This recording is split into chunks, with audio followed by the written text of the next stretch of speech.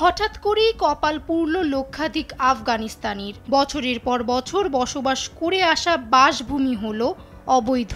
গত 2 বছর ধরে পাকিস্তানের আশ্রয়ে থাকা লক্ষাধিক আফগান শরণার্থীদের নিজের দেশে পাঠানোর চেষ্টা চালাচ্ছে পাকিস্তান। সম্প্রতি দুই দেশের সীমান্ত সংঘাতের পর ফেরত পাঠানোর প্রক্রিয়া আরও জোরদার হয়েছে। আফগানিস্তানে সোভিয়েত ইউনিয়নের হামলার পর থেকে পাকিস্তান লাখ লাখ আফগান শরণার্থীকে আশ্রয় দিয়ে আসছে। এছাড়া 1996 সালে তালেবান প্রথম ক্ষমতায় আসলে আফগানিস্তানের অনেক নাগরিক সীমান্ত পেরিয়ে পাকিস্তানে পালিয়ে আসেন। 2001 সালে তালেবান পতনের পর অনেক আফগান দেশে ফেরত আসেন।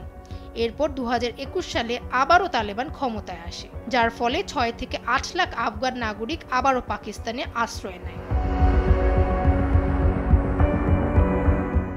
আফগান পাকিস্তান সম্পর্ক দিনে দিনে খারাপ হওয়ায় বিপদে পড়েছেন আফগান শরণার্থীরা। পুরো পাকিস্তান জুড়ে 54টি আফগান শরণার্থী গ্রাম এবার বন্ধ করে দেবে বলে ঘোষণা দিয়েছে পাকিস্তান সরকার। লক্ষ্য হলো অবৈধ বিদেশিদের দেশ থেকে বিতাড়িত করা।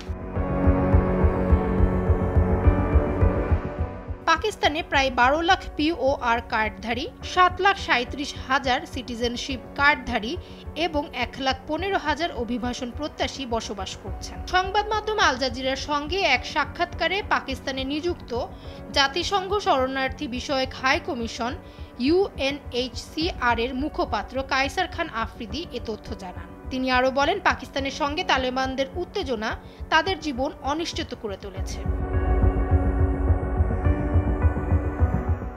আফ্রিদি বলছে, 45 বছর পাকিস্তান আফগান শরণার্থীদের স্থান দিয়ে উদারতা দেখিয়েছে, তবে হঠাৎ এমন উচ্ছেদ জনমনে গভীর উদ্বেগ তৈরি করেছে।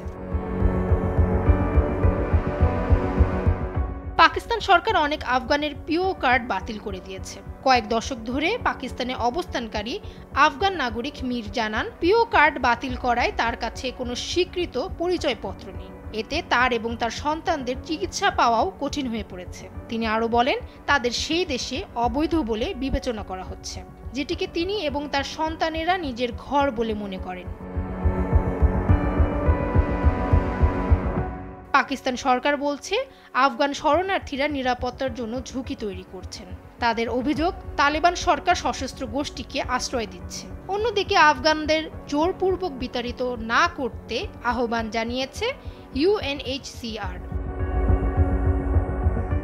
ফামিহা সুহরাওয়ার্দী, সময়ের আলো।